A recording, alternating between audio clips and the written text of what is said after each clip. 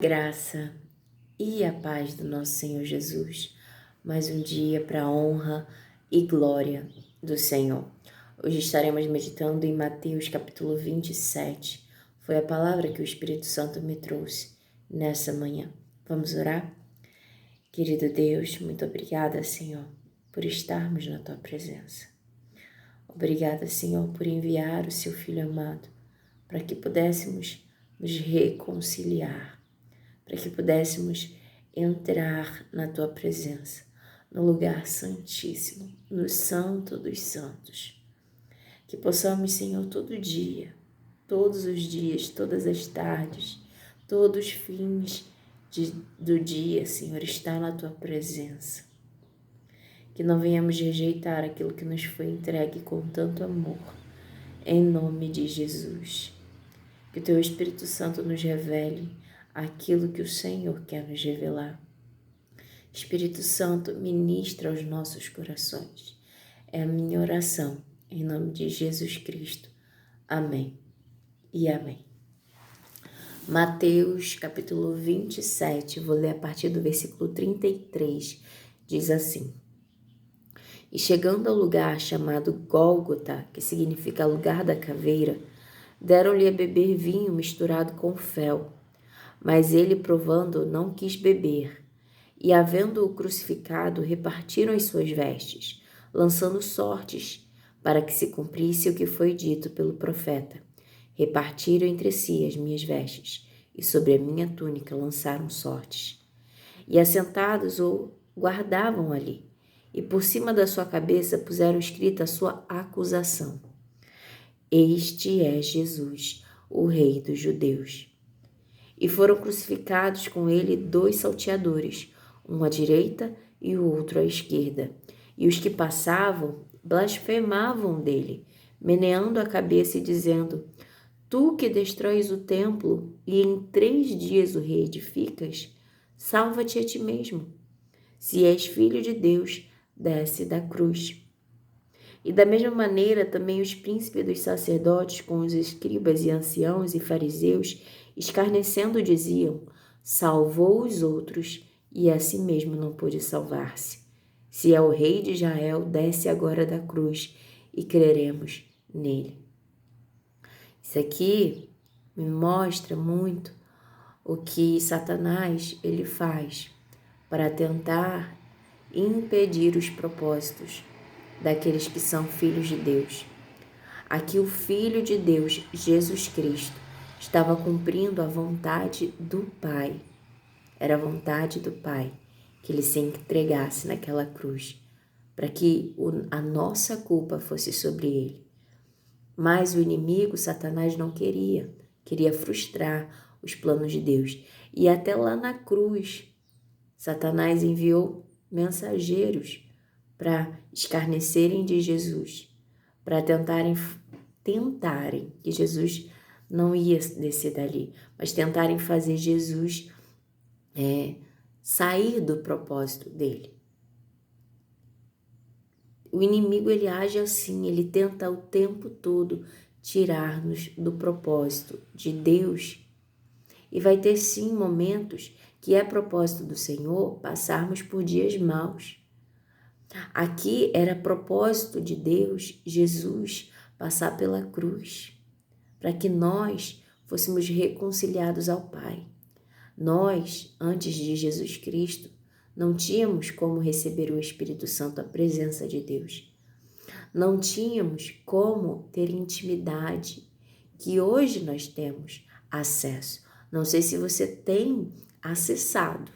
Se você tem acessado, já é uma outra história. Mas você tem acesso. Porque o que diz aqui, olha só, no versículo 51 desse capítulo: E eis que o véu do templo se rasgou em 2, de alto a baixo. O véu do templo, esse véu era que separava o lugar santo dos santos dos santos. Era o véu que separava o lugar em que tinha a oferta de sacrifícios para o perdão dos pecados, ali a mesa da propiciação, a mesa dos pães, e o lugar da arca que habitava a presença de Deus. rasgou de alto a baixo. Foi Deus quem rasgou o véu, ali simbolizando que o véu foi rasgado. Nós temos acesso à presença de Deus por meio de Jesus Cristo. A nossa culpa, a nossa iniquidade foi levada sobre Jesus Cristo. Ele se fez maldição por nós e ele ressuscitou ao terceiro dia. Como disse aqui, aqueles que escarneciam de Jesus, no versículo 40, e dizendo, os que estavam blasfemando e meneando a cabeça e dizendo: tu que destrói o templo e em 3 dias o reedificas, salva-te a ti mesmo. Eles nem sabiam o que estavam dizendo. Jesus não falava de um templo físico. Jesus falava do corpo. Do corpo destrói e em 3 dias reedifica.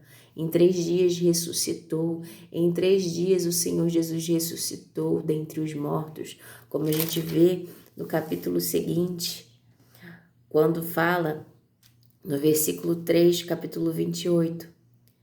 Versículo 2 e 3, e havendo um grande terremoto, porque um anjo do Senhor descendo do céu chegou, removendo a pedra, sentou-se sobre ela, e o seu aspecto era como um relâmpago, e a sua veste branca como a neve. E os guardas, com medo dele, ficaram muito assombrados e como mortos. Mas o anjo respondendo disse às mulheres: não tenhais medo, pois eu sei que buscai a Jesus, que foi crucificado. Ele não está aqui, porque já ressuscitou, como tinha dito. Vinde e vede o lugar onde o Senhor jazia. Ele não estava ali, porque ele ressuscitou, como tinha dito. Ele reedificou no terceiro dia, como ele tinha dito, e nos tornou a habitação dele. Nós somos templo do Senhor, nós somos a habitação do Eterno. Em nós habita o Espírito de Deus e habita o próprio Deus, Pai, Filho e Espírito Santo. Por quê? Porque Deus, Ele é um. São 3 pessoas, mas é um. O Espírito de Deus está em Deus. O Espírito de Deus está em Jesus Cristo.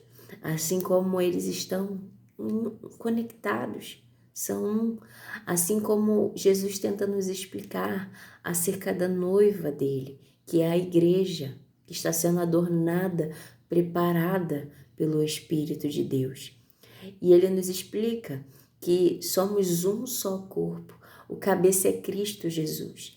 E esse um só corpo, ele precisa estar em pleno funcionamento. E tem os membros do corpo. Cada um é um membro. Se um membro não vai bem, o corpo todo não vai bem. Então a gente tem que parar de olhar para a falta do nosso irmão, que faz parte do corpo, é um membro do corpo. Parar de julgar e começar a ajudar esse a se levantar. Porque se o teu irmão está ferido, não está funcionando bem, está machucado, não está plenamente bem ali no corpo de Cristo, você também está sofrendo. Nós estamos sofrendo, o corpo sofre. O corpo está sofrendo. Jesus, ele tem nos chamado nesse tempo que estamos vivendo, para um concerto com ele. Porque o corpo de Cristo, a igreja do Senhor, está sendo chamada para esse concerto. Como eu vou dizer? Para andar em santidade, essa é a palavra. Para andar em santidade, para ter acesso ao que já nos foi dado acesso, ao lugar santo, o santo dos santos, a presença de Deus. Se você deixa passar 1 dia, 2 dias, 3 dias, não deixe passar sem entrar no lugar santo dos santos. Não deixe passar. E como você entra nesse lugar? Em oração. Entra no teu quarto, fecha a tua porta e o teu pai que te vê no secreto, ele ali vai falar contigo. E às vezes vai ser fazendo outra coisa, vai ser lavando uma louça, adorando ao Senhor. Ali você entra nesse lugar que é totalmente, enche a tua casa, enche a tua vida. Às vezes você vai estar no meio da rua e você vê algo e o Espírito Santo começa a ministrar no teu coração e você começa a falar. Então, você entrar na presença, a presença já está em você. O Espírito Santo habita em todo aquele que recebeu Jesus como Senhor e Salvador. E se você estiver sensível à voz de Deus, Ele vai falar com você em qualquer lugar. Ele vai ministrar com você em qualquer lugar. Não rejeite a voz. Jesus suportou a cruz, suportou os insultos, as blasfêmias, as coisas que foram ditas. Não deixou o inimigo paralisar aquilo que era a vontade do Pai, para que hoje você tenha e eu tenha acesso a Ele, que possamos entrar na presença de Deus, que possamos desfrutar do acesso que nos foi dado. E nós entramos na presença do Senhor em oração. Orai sem cessar. Orai, esteja em espírito de oração em todo tempo. Porque não é tempo de dormir. Não é tempo de dormir. E muitos estão dormindo. Não é tempo de vermos a fraqueza do nosso irmão na fé e olharmos e apontarmos o dedo. É tempo de estendermos a mão e ajudarmos a ele, a ela, a se levantar. Porque próximo está a volta de Jesus Cristo. E aonde você estará? À direita de Deus ou à esquerda? A palavra de Deus fala daqueles que estão à direita, né? Os que estão à direita e os que estão à esquerda. Diz assim, ó, Mateus capítulo 25, versículo 32. E todas as nações serão reunidas diante dele, e apartará um dos outros, como o pastor aparta dos bodes as ovelhas, e porá as ovelhas à direita, mas os bodes à esquerda. Então dirá o rei aos que estiverem à sua direita: Vinde, benditos de meu Pai, possuí por herança o reino que vos está preparado desde a fundação do mundo. Porque tive fome e deste-me de comer, tive sede e deste-me de beber, era estrangeiro e hospedaste-me, estava nu e vestiste-me, adoeci e visitaste-me, estive na prisão e foste ver-me. Então os justos lhe responderão dizendo: Senhor, quando te vimos com fome te demos de comer, ou com sede te demos de beber, e quando te vimos estrangeiro te hospedamos, ou nu te vestimos, e quando te vimos enfermo ou na prisão e fomos ver-te. E respondendo o rei lhes dirá: Em verdade vos digo que quando fizestes a um destes meus pequeninos irmãos, a mim os fizestes. Então dirá também aos que estiveram à sua esquerda: Apartai-vos de mim, malditos, para o fogo eterno, preparado para o diabo e os seus anjos, porque tive fome e não me destes de comer. Tive sede e não me destes de beber. Sendo estrangeiro, não me recolheste. Estando nu, não me vestiste. Estando enfermo e na prisão, não me visitastes. Então eles também lhe responderão, dizendo: Senhor, quando te vimos com fome, ou com sede, ou estrangeiro, ou nu, ou enfermo, ou na prisão, e não te servimos?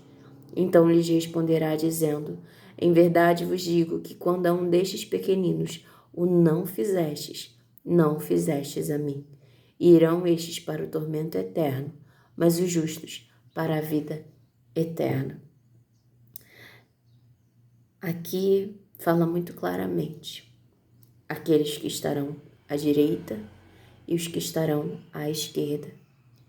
Não é tempo de dormirmos, não é tempo de apontarmos o dedo para aquele que está em falta. É tempo de orar, é tempo de jejuar, é tempo de ajudar a levantar quem está caído. É tempo de fazer aquilo que o Senhor te chamou a fazer. Amar a Deus sobre todas as coisas e amar ao teu próximo como a ti mesmo, como Jesus Cristo também nos amou, entregando a própria vida. Ame ao teu próximo. Ame ao Senhor Jesus. Ame a Deus Pai com toda a tua força, com toda a tua alma, com todo entendimento. Quando você faz ao teu próximo, você está fazendo para o próprio Deus. Você está fazendo para o Senhor. E tudo que fizer, faça com amor, em nome de Jesus.